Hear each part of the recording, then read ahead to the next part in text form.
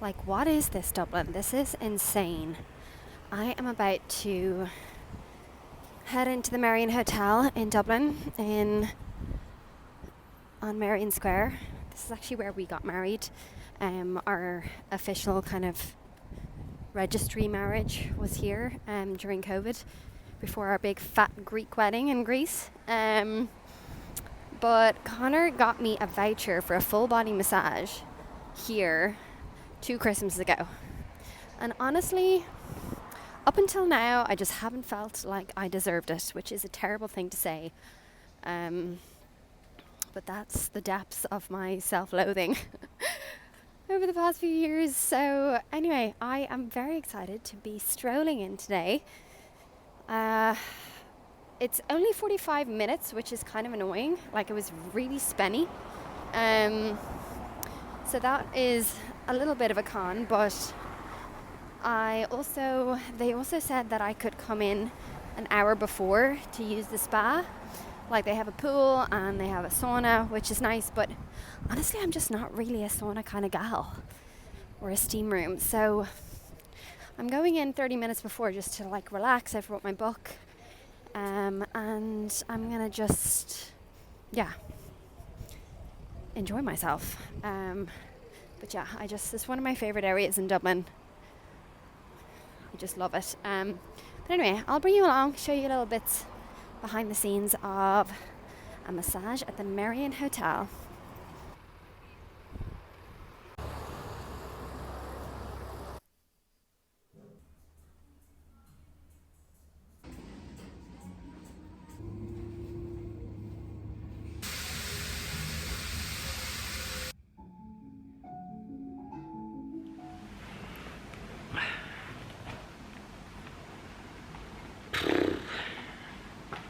Okay, so hilarious that in my last YouTube video, at the end of the video was like, God, like I didn't do any like of my big chats in that video, and I was like, I promise in the next video there'll be a nice big chat. And little did I know that the next video would be the biggest chat that I've shared on YouTube in a while.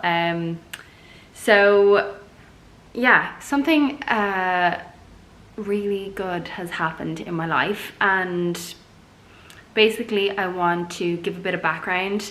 At the beginning of this year, I shared a video. I don't know if I went into my manifest board, but I did decide to do a manifest board at the beginning of this year, which I didn't do last year. I kind of went off the idea before having Abe. I kind of tried to manifest. I got hugely into manifesting that year in 2023, and it kind of effed me up a little bit, because with the fertility journey, it created a little bit of a toxic relationship with manifesting. I don't know if it was I wasn't doing it right or whatever, but anyway, this year I kind of turned a corner and I was like, you know what, I did that Mel Robbins activity with Connor, my husband, where you kind of looked back on the previous year, seen what was good, what was bad, and how you can bring that into the new year. And I got really clear on my goals for work and all of that stuff. Anyway, I'll try and share, I don't know, because it has been edited since, but I'll try and share the original manifest board from the beginning of this year. But basically I was like, look, I wanted to, for over a year now, been so keen on getting a job with Sherlock's, and you know, it was so up and down, because we kind of talked about like, would we move to London? I don't know.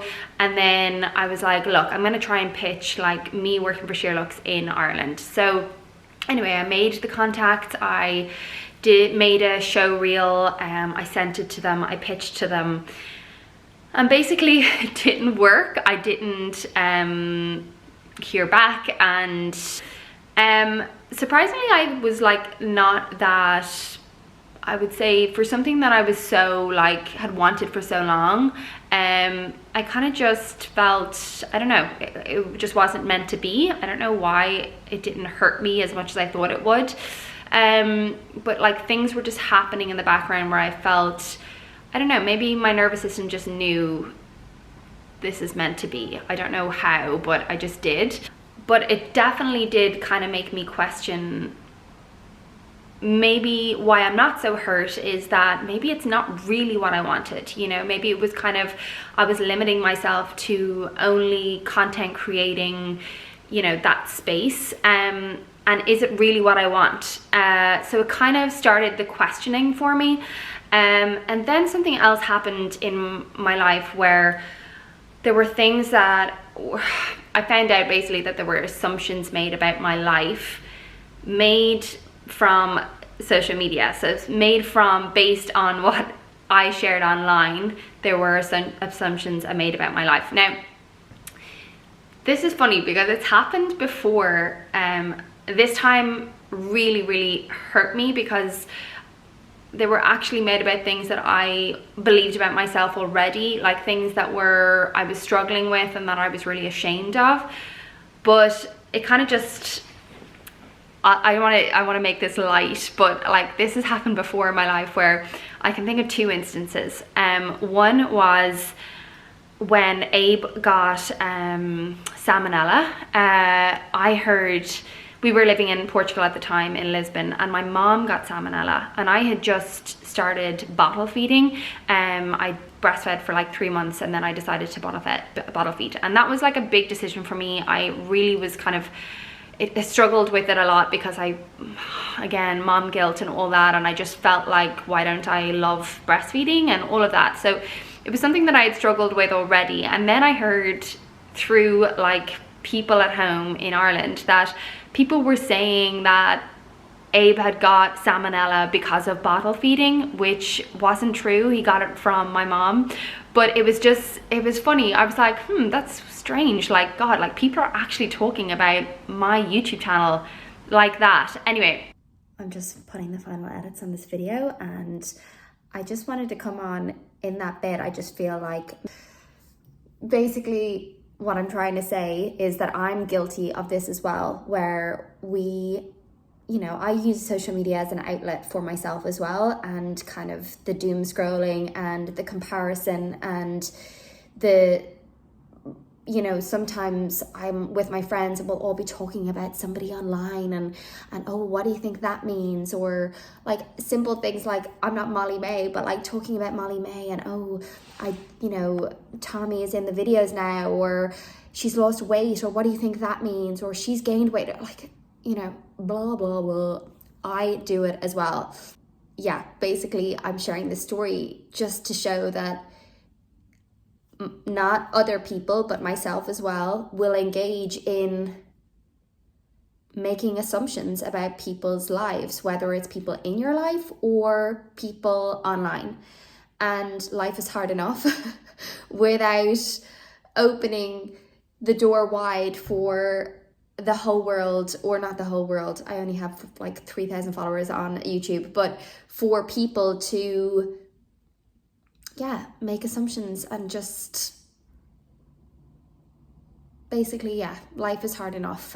That was just one of the stories that showed how something so far from the truth can become people's truth about you without even knowing you.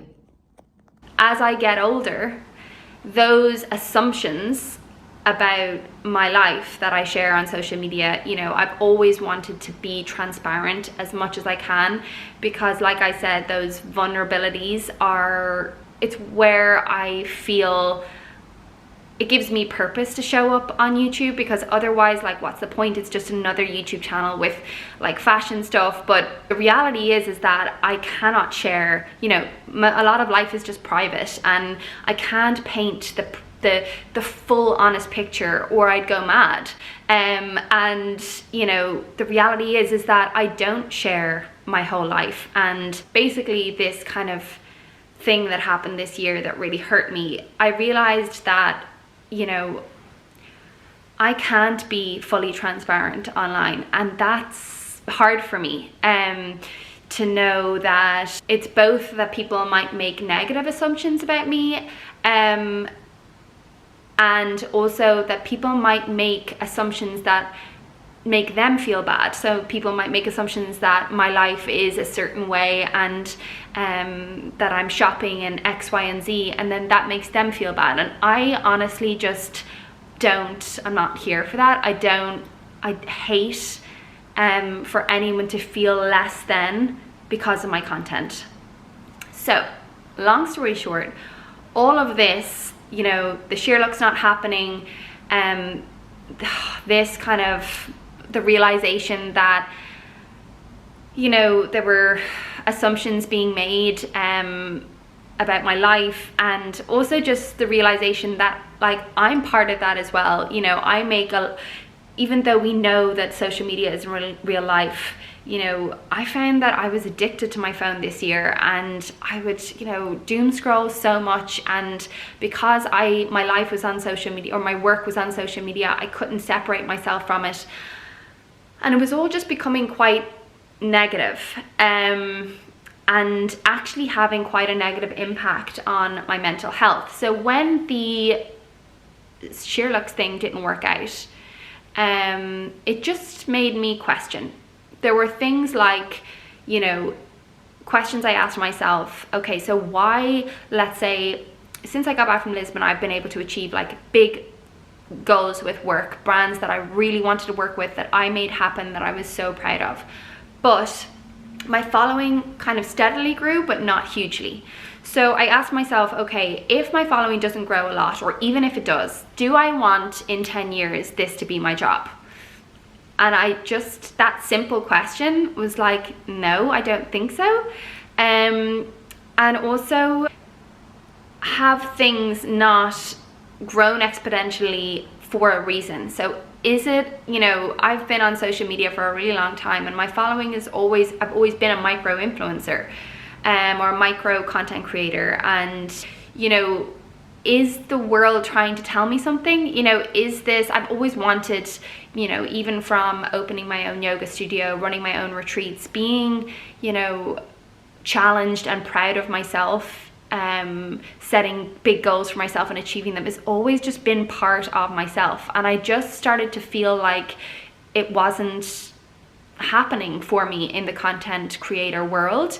And also, you know, I was doing a lot of UGC work, but it wasn't really challenging me. You know, I was doing all these styling videos and I liked it, but it wasn't challenging. And just a few things, like basically all of that, just one night I was here with a friend of ours, and she was talking about this new job she had gotten in Google. I was just like, I don't know what happened, but something just clicked. And she left, and I turned to Connor and was like, can I work for Google? And he was like, yeah. Anyway, basically I decided that I wanted to get into tech sales, and it happened overnight. And it has been such a journey. This was in March that I decided, and it's now August. And between then and now, it's been, oh my God, what only can be described as like the most stressful thing I've ever done. Maybe not, but up there with just one of the most challenging things I've ever done. And mostly, you know, because of myself, as in my beliefs that I have about myself. And I just kind of wanted to talk through it, because if there are any other, I'm going to talk to women, because I know that there are men that feel this way as well, but I think women especially, and especially women who have become mothers, it's just part of you, you know, your identity gets lost, and it can be hard to find your way for some people. So I know I've talked quite a long time now, so I want to keep this quite short, but sorry, there's like an ambulance going by. I'm gonna put an image on screen, because this is basically, I started, it's called the 5 stages you move through emotionally when changing. So when you're going through change. So the first stage was uninformed optimism. So this was like, oh my God, I'm so excited to actually just have this feeling that, to be excited about this new journey and to be changing direction, and to actually just know what direction I'm going in, because just for so long I've just not felt that and been lost. So it was this, like, you know, it says here, this stage is the most exciting stage because you can kind of visualize your life. And you, for the first time, I was like, oh my God, like, I'll just have all of the different things that are missing from my life now, like security and a purpose and being challenged and having a team and like all of that. I was like, oh my God, this is so exciting. I'm gonna work for Google. Anyway, then it was like, then it moved into informed pessimism. So then it was, I basically got a career coach. I will share her details below. She was absolutely amazing. I kind of met up with a few online, and you get like 30-minute calls with these people and to see if they're a fit. And this woman worked at Google for like 10 years and maybe was at Stripe or LinkedIn for 5 years or whatever. Anyway, I chose her because she was specific to the tech world. That's like what she knew.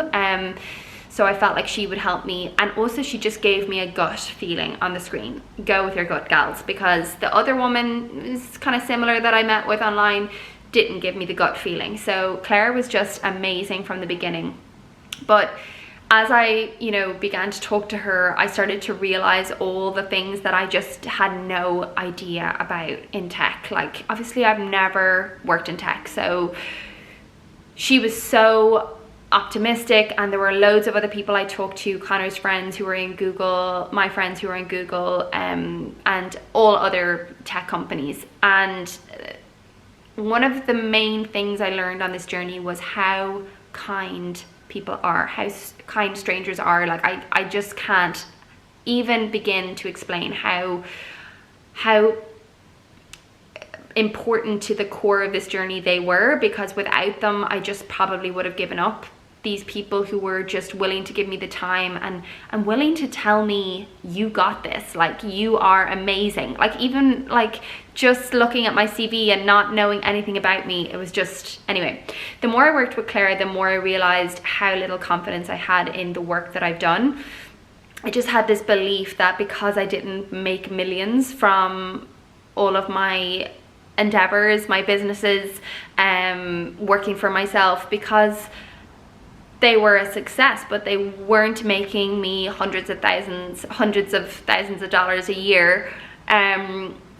Because of that, I made the assumption that I was a failure and that I had nothing to offer, basically. And then I started, she helped me hugely with my CV. And again, that was when I kind of reached this valley of despair, where I was trying to basically, you know, work on my CV and make, like, my CV was going to be the thing that drew in, like, got me an interview. And if I couldn't get my CV right, then I was never going to get an interview and I was never going to be able to get a job. So that was, again, like, I would honestly, it was just like every single day I would almost go through this wave every day. Like, I would start, you know, okay, I've got this is what I'm going to do today, and then I would hit something where I was just like, oh my God, like, what am I thinking? Like, who do I think I am? I'm never going to get a job. Like, they can hire anyone. They could hire people like from, you know, 10 years experience in tech. Why would anyone ever hire me in tech?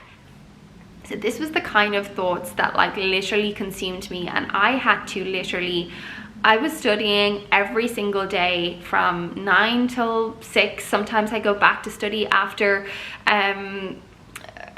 dinner. Like, I had my whole wall and my kitchen was covered in notes. And this was before I even had an interview. I found finding someone like Claire, you know, throughout the whole process, which was months of work, you know, having somebody to reach out to and say how I felt along the journey. You know, there would be times where I'd be like, you know, I just don't, I think I took a screenshot of it, you know, how I felt. I was like, I don't want to sound negative, but I'm feeling quite low in confidence and for some reason doubting my ability to make this career change. Second guessing that I have the experience, blah, blah, blah. And, like, you know, for her to respond just saying, you know, this is such a frustrating process for everybody and these feelings are so normal and everybody feels them, was just so helpful. So anyway, long story short, I got my first interview with Salesforce and I was so chuffed at myself. I did the interview, but it went well, and anyway, long story short, I didn't get through. And even though I was really upset, it did make me learn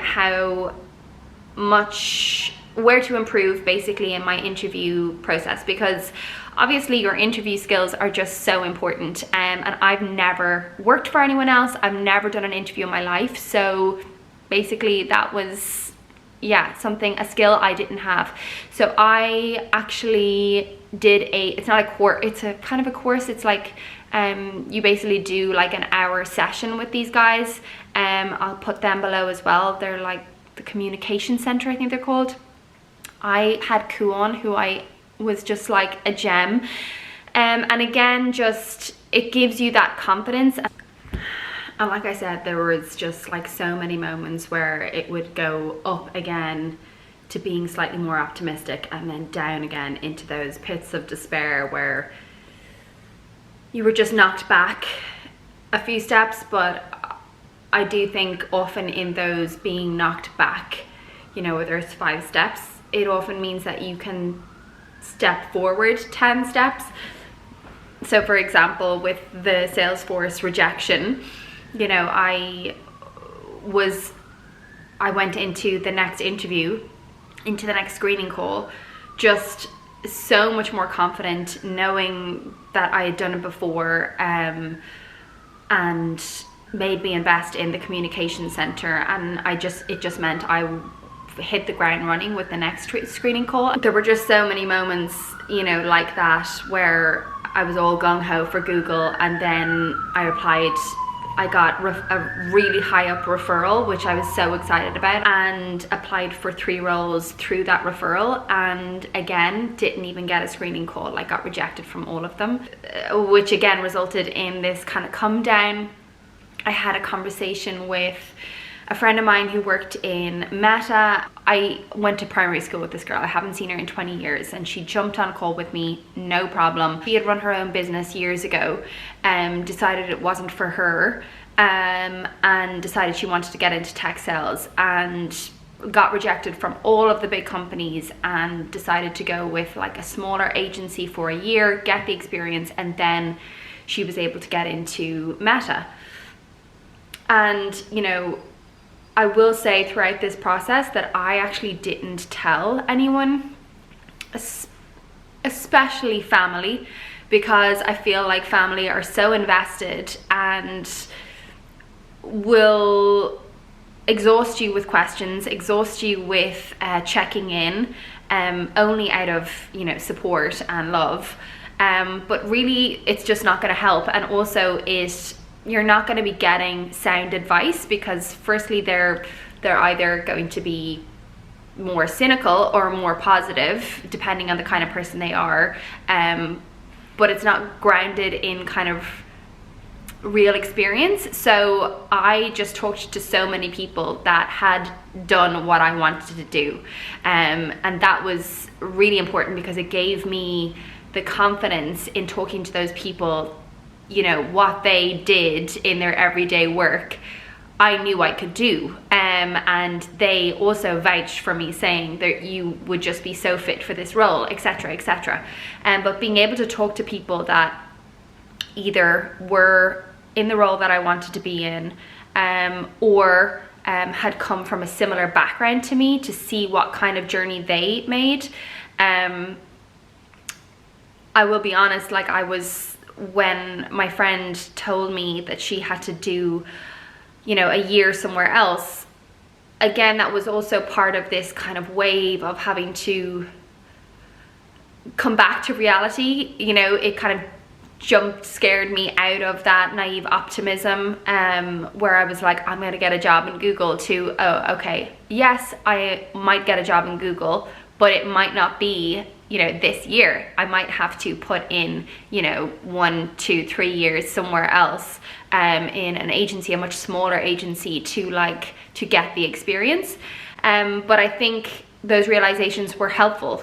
Getting those reality checks were, of course, slightly disheartening, but definitely in the grand scheme of things, just made me feel more grounded in knowing how long the journey might take, and even if it does take longer than I had first anticipated, that isn't a sign that it's never going to work or I'm never going to get to the end goal. Basically, I did that, and then I got an interview with another company, a few other companies actually, but the one that I got with, a long story short, I went through the entire interview process, and I can't even speak, I don't even know how to say this, but I got the job.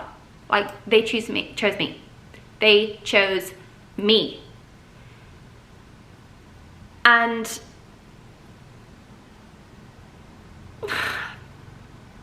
I really didn't think that I was gonna get upset, because I've cried so much in this whole thing, this whole process. But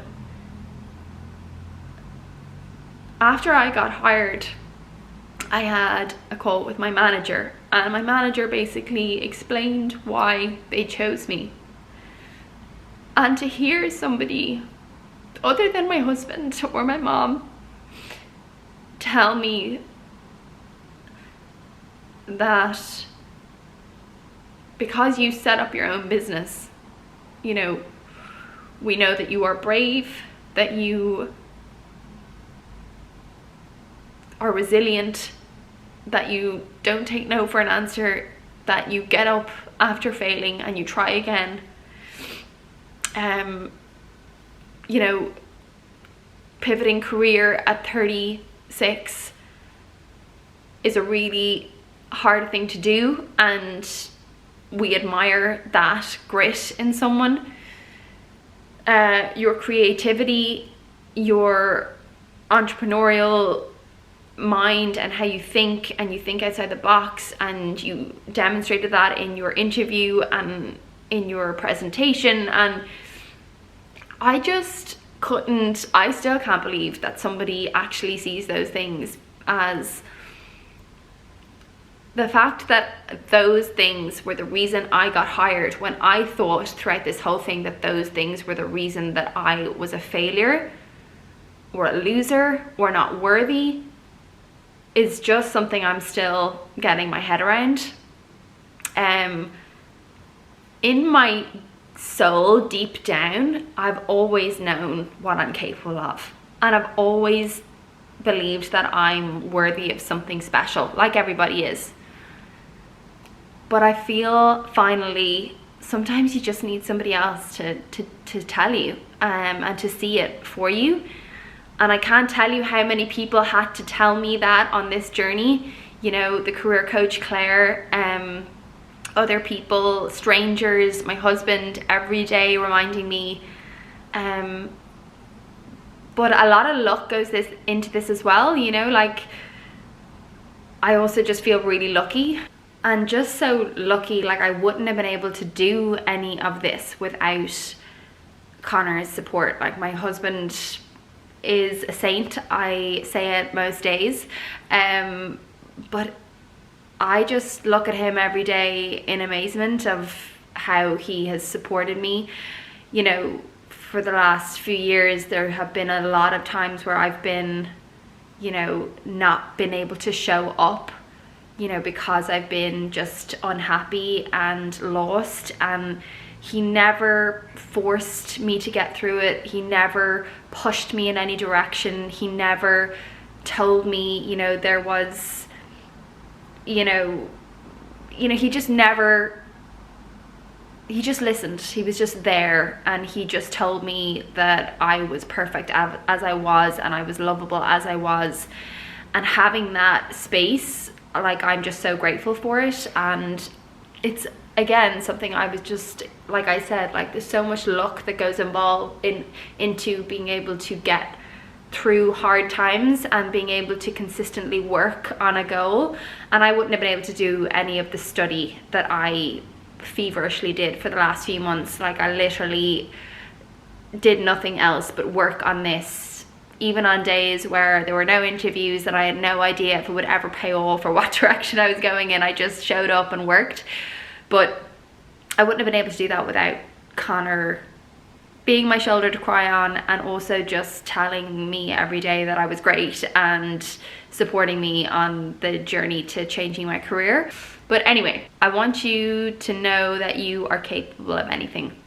And if I can do it, anyone can do it. I want to close with, just the top things that I learned that I hope you can take with you, that kind of got me through the days that were really hard. First thing was, all you need is one yes. So, all you need is one person to see all the amazing things about you, and to see your potential, and to say yes. And that kept me going on days where I felt like I was never going to get a yes. The other thing is that, your past, or the things that have gone wrong in your past, are no reflection of your future. So just because things have gone wrong for you before does not mean that they're always going to go wrong for you. The third thing, everything can change in a day. So, I remember I would journal every day, which was really helpful. And I would journal one day being like, no interviews, no prospects, nothing's looking bright. And then the next day I'd be like, I have 3 screening calls. Like, oh my God, how exciting. So like, everything can change in a day. So just the non-permanence of the lows is really important. And then the fourth thing, not letting the no's be personal. So this is really hard, but when you take a no personally, it will usually result in you stopping. Not taking them personally means that you can keep going, because you have to get like 10 no's before you're gonna get a yes, or 100 no's before you're gonna get a yes.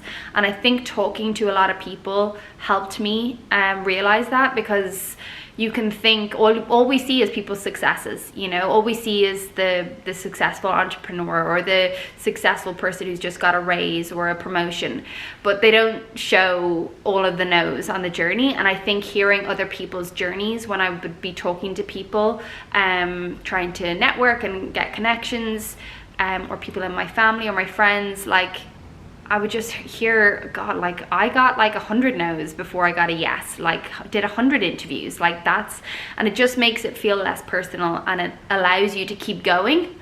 I remember Connor said to me one day, this no is gonna, in 10 years, when you're on Jay Shetty sharing your amazing story, this no is gonna mean nothing, or it's going to be that no that resulted in the yes. So just remember that. And I was like, yes, Connor.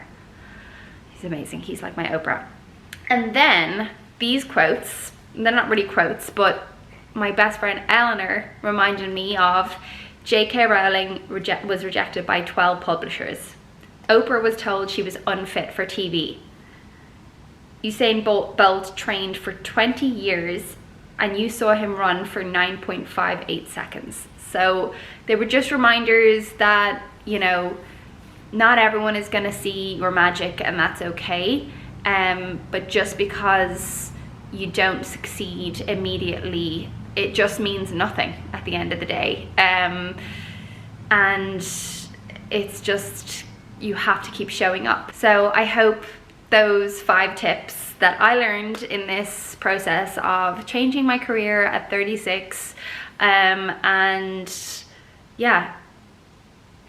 believing in myself eventually, and those are the 5 things that helped me get there in the end. And I hope they help you in anything really that you are trying to improve on in your life, or make a change in your life.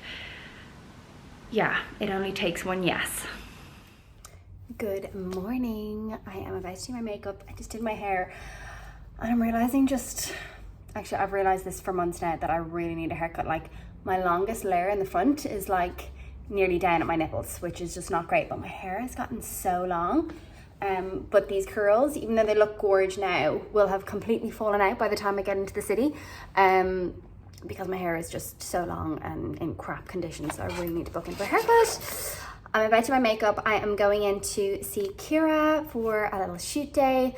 Honestly, I'm not really feeling any of my outfits, so I think I might just, I don't even know if I'll shoot one look, but I'm just looking forward to seeing Kira and catching up.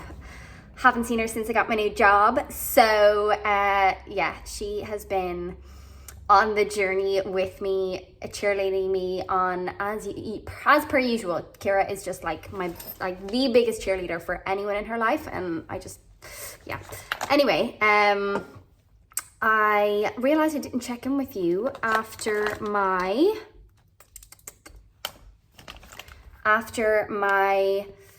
massage at the Marion. Sorry, starting with the Vive Skin Nova Instant Radiant Primer. I absolutely adore this stuff. I don't really like a gold sparkly finish, but actually this, even though it looks kind of goldy, it's not. I love it. Yeah, the massage actually was 55 minutes, even though I thought it was going to be 45. It was so divine. The whole experience was just so bougie, and the robe, oh my god, was like, just felt like butter on my skin. I did not want to take it off. I need to get one of those. I actually really need a new robe. This is so dirty and bleh. And yeah, the whole experience was gorgeous. What I would say is that I think it was 125 euro. And sorry, that was Charlotte Tilbury. What is that called? Flawless Filter. And then I'm going in with my It Cosmetics, this literally for 10 years now. Color correcting full coverage CC cream, factor 50. I go with the shade medium, but Rare Beauty setting spray on a little sponge. Yeah, I would say with the price of it, if you are using the spa beforehand to go and like go use the pool and the gorgeous steam room and sauna, then totally worth it, because it's just so gorgeous. They also have a gym in there, so if you wanted to do a little workout before your massage, I don't know who would want to do that, but who knows. I think it's really worth it because the whole experience is really just 5-star. But I'm not like a big kind of spa person. I don't really like to, that's not really where I relax. So for me, I think I'd prefer to spend like 125 on a longer massage somewhere really nice, but just not in a hotel where you're actually paying for kind of the other services as well. Anyway, I absolutely adored it, and it really has reminded me how much we all need a little bit of massaging in our life. But also, I know not all my YouTube people follow me on Instagram, but I recently was sharing that with the stress of studying for and prepping for my interviews, my period basically just disappeared. It does this when my body is just like in total fight or flight and stressed. My body is insanely sensitive to stress, basically, which is very frustrating. I have over the years gone to acupuncture for multiple reasons. Like before Abe, I went for fertility reasons, and more recently just for stress. But this basically, the only good thing about, you know, your period stopping is that you can't ignore that your body is really stressed, and sometimes it's so easy to just power through. But I know for my other women out there, you'll know it just feels really off kilter when your body is out of sync with your menstrual cycle. So it's just not something I can ignore when I'm that stressed, because I know that it's like just not good for my body. Like my digestion and everything was off. My whole body was holding on to this like layer of water. It was like I was so bloated, even on my face. It was so bizarre. Anyway, I used to go to Nina on Moorhampton Road, but I just sometimes feel like she's a bit of a factory. Like she's so popular that she just has people like back to back. Doesn't really give individual kind of, she doesn't really look after you, basically. And I kind of just thought maybe all acupuncturists are like that. Well, I didn't, because I used to go in Lisbon for fertility stuff for Abe, and I found this American woman. This is the Westman Atelier in, I think this one's truffle or butter? Truffle. And she was just amazing. She was the perfect balance of like not too much talking. Like we had a little chat at the beginning, check where I'm at with my cycle, or check where I'm at like with stress or whatever. Take my pulse, check my tongue, that kind of stuff. And then most of it was just on the bed with the needles. And I loved that. I don't like too much talking and all that, and I don't like no talking, you know? So anyway, I basically have found this one. I kind of did a little bit of digging, because when I put it up on social media that my period had gone, everyone was like, do acupuncture. I was like, yeah, I really need to find a new acupuncturist, because I know how much acupuncture helped me, even just my body before having Abe. And I just knew that Nina, I've always known that she's not a fit, but you know yourself, like it's like finding a new hairdresser. You're like, oh my God, I'll just stick with my old one, even if you don't love what the hairdresser does. Anyway, so I have found one in Blackrock, and it's actually a place I always walk by and I'm like, ooh, that place looks really bleak. But anyway, I know I'm not really selling it. The place isn't bougie. It's not like, I'm not gonna say it's dirty, but it's not like, I'm not giving it 5 stars for like cleanliness, if I'm really honest. But it was €80. The woman was just amazing. She really just gave me a really in-depth chat, was really compassionate, was really listened to me and catered the session to what I needed.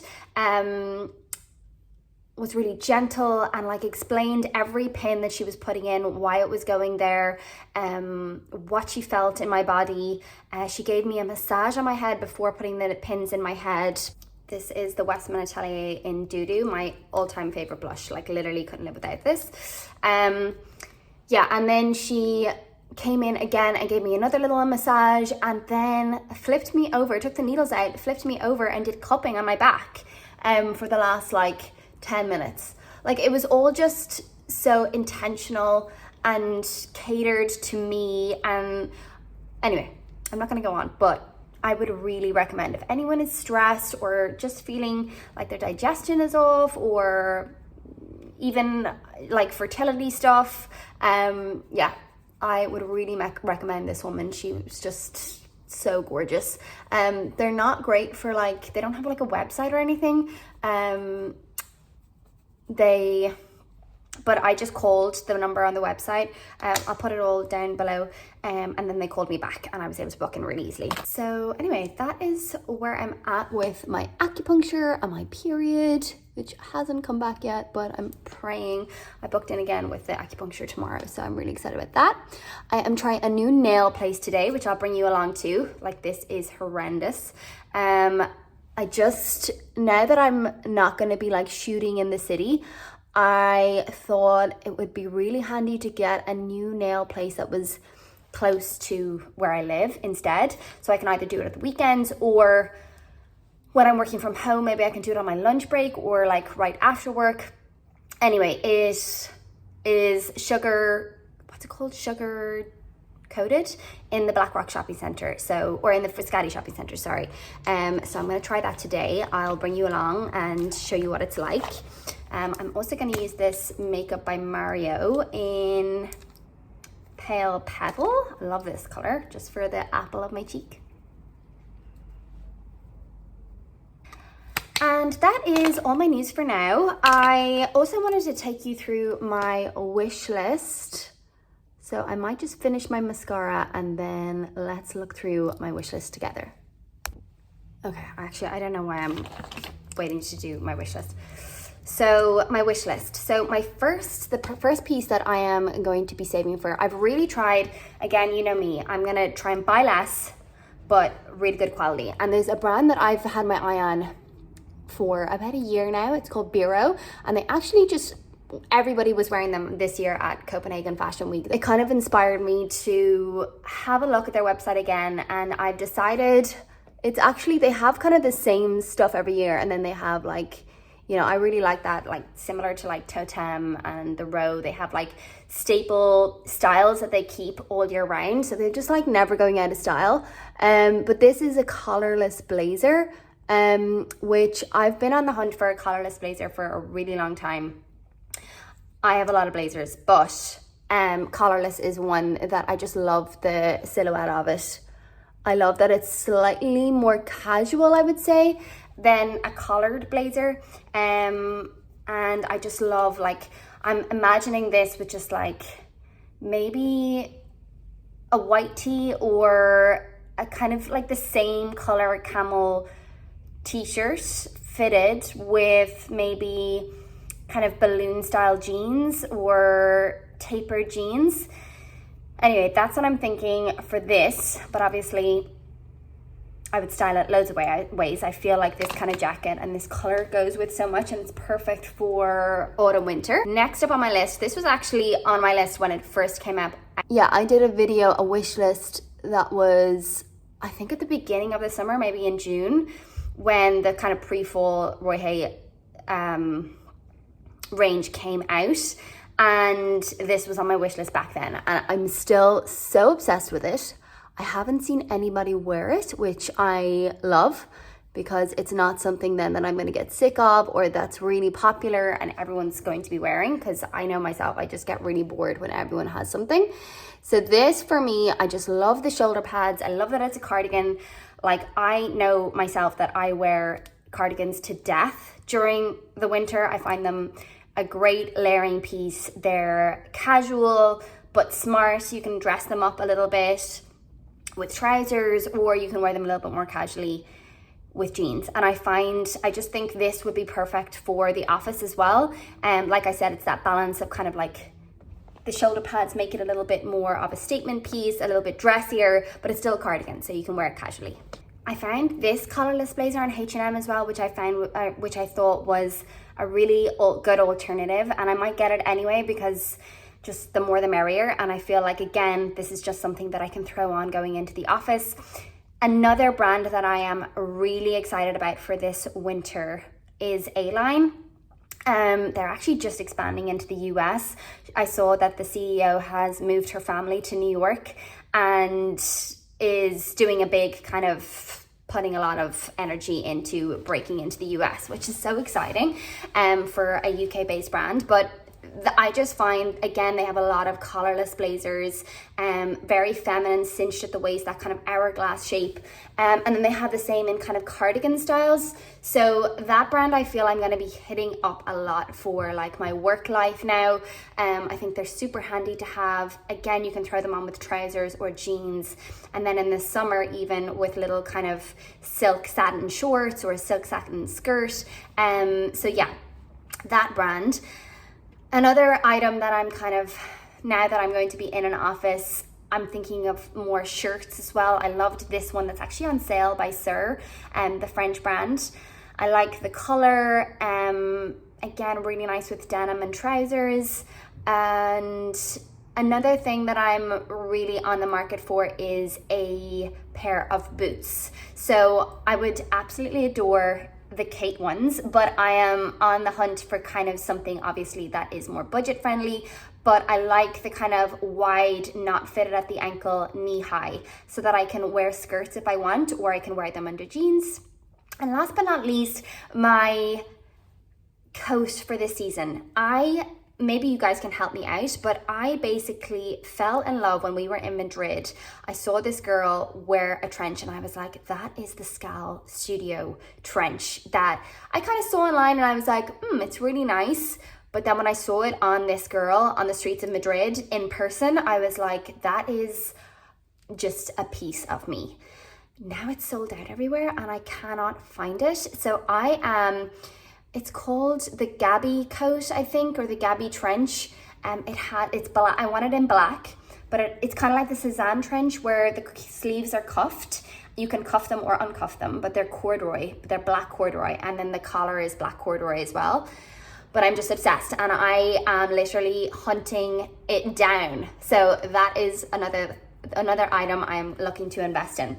But I would say my top two that are top of my list are the Biro collarless blazer and the Roy Hay knit.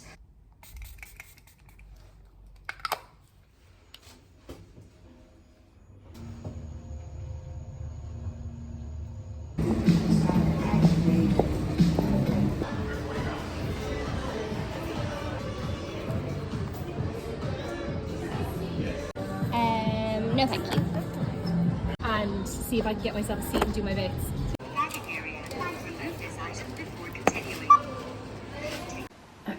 just changed into something a little bit more comfortable.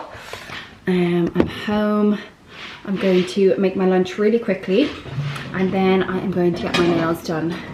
First time going, well, actually I've been to Sugar, I think it's called Sugar Coated before, but never for my nails, only for a pedicure. So I'm so excited, but I'm gonna make my lunch quickly and then I'll bring you along for my nails.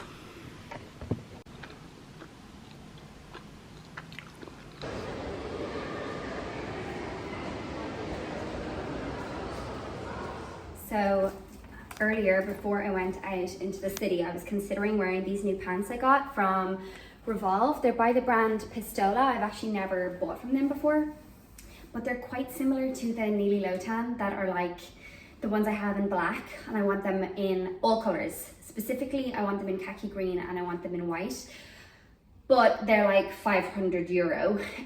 So these I wanted to test out because these come in khaki as well, but they're kind of a combat style, kind of similar as well to the Lisette and the Donny style pants that are going around at the moment.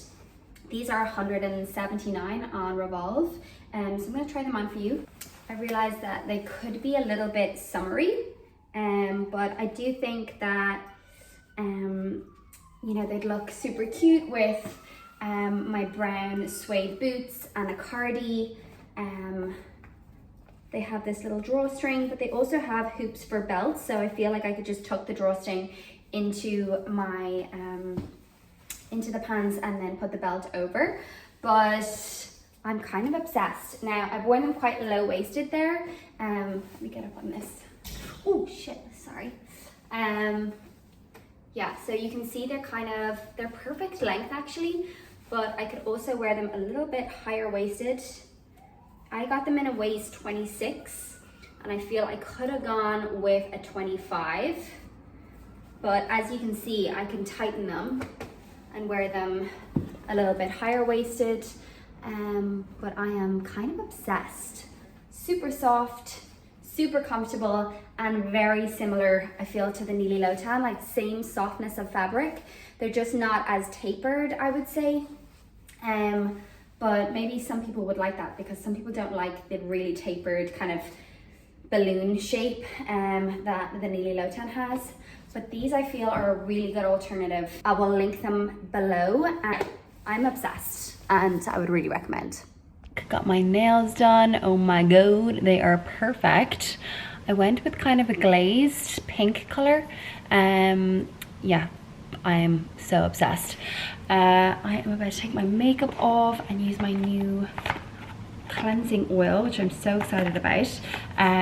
This was only €23, which I thought was really good. So yeah, I'm hoping that it's nice.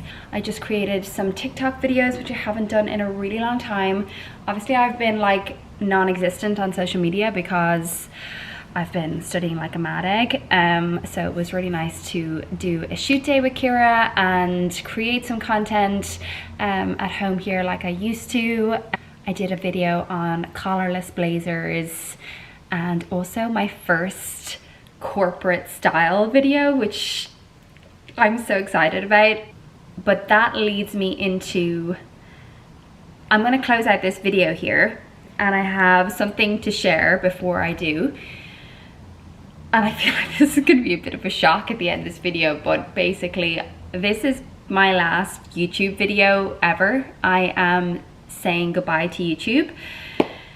I was with Kira today and she nearly fell off the chair when I told her, but yeah, basically I am just so excited to get into this next chapter of my life. And if it still is something that I have time for, that I have energy for, that still excites me, I would love to keep up my styling videos on TikTok and Instagram. And you know, I am going to be obviously I'm still a total fashion freak, so you know, I'm still going to be dressing up to go into the office and all of that, so I might still document that for TikTok and Instagram. But basically this is the end of my YouTube, whatever you would call it, stint. Yeah, and I can't really say that I'm sad about it. I'm just so excited for this next chapter. And yeah, I wanted to just, this is kind of cringe, but basically there's this book that we got Abe. It's by Rachel Bright. I don't know, there's a few of them, you've probably seen them. There's The Koala Who Could, The Lion Inside, The Squirrels Who Squabbled. She is amazing. I absolutely love her books, and she was actually on Connor's podcast. I'll link the episode below. She's just, if you're ever looking to be inspired, she has done it all. She does it all. Homeschools her kids, runs ultra marathons, writes books, like has sold millions of copies worldwide. Anyway, this is our favorite. It's called The Snails in Space. And the last few months, when you know, I was studying away and praying that all of my work would eventually pay off and someone would believe in me like my new manager did. When it felt like, when there was loads of doubt and I would be showing up to study every day for this career change, there were obviously loads of moments of doubt where I just felt, what am I doing? Or will this ever work? Or, you know, will I get the opportunity to really show someone how much I can offer and how much I can bring to the table, and how, yeah, just my eagerness to succeed and slay at whoever would hire me. Connor reads this book to Abe, and anytime he would say, you know, that's mama, that Gail the snail is mama. And you know, at the beginning it's basically about a snail who, you know, is from the snail patch, and all snails don't leave their patch. Like, it begins with when snails are born, they're sometimes told, you'll grow, eat greens, and then get old. Don't dream too big, don't make a sound, keep that foot on solid ground. Snails are snails, it's how things are. Snails like us can't go too far. But then it talks about Gail, and she wants to blaze a different trail. She wants to break the old snail mold. And it says, if all are zagging, she will zig. And it goes on to basically say her dream of going to space. And the last bit, the last page, which I just wanted to read because, I don't know, if this can inspire anyone. You know, the reason why I did my YouTubes was to either, you know, allow somebody to feel less lonely, to feel understood, to be a friend when you were feeling like nobody else was going through what you were going through, or nobody else was struggling, or yeah. And I hope that this last little bit that I can share on YouTube will inspire someone to, you know, it's okay to do things differently. Like, I didn't do things the way other people did. You know, I went off and did a yoga course and opened a yoga studio and did retreats and made mistakes and took risks that didn't work out, and, you know, switched career to content creation, gave it everything, you know, and now have decided to change to tech, kind of done things the backwards way. But I suppose, you know, I think when all are zagging, you will zig. And I think for those of you who are zigging, and you maybe feel like you don't fit in, or you've made a mistake, or it's too late to start again, or you feel like you failed and you should have done the thing that was trialed and tested,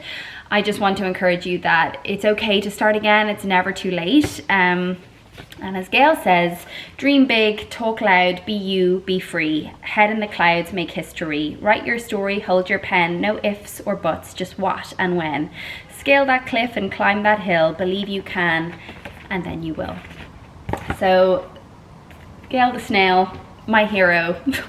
It has been just so gorgeous having you along for this journey, and I hope that you've enjoyed watching my videos. I hope that my channel has been a bright part of your day, or a friend when you needed it. I've always wanted to make myself proud, and there's something about this new venture that I can just feel it, that this is where I'm meant to be. And I've already made myself proud by just getting this job and making it happen for myself. And yeah, I'm just ready to go get him. So wish me luck, and thank you for tuning in. Goodbye.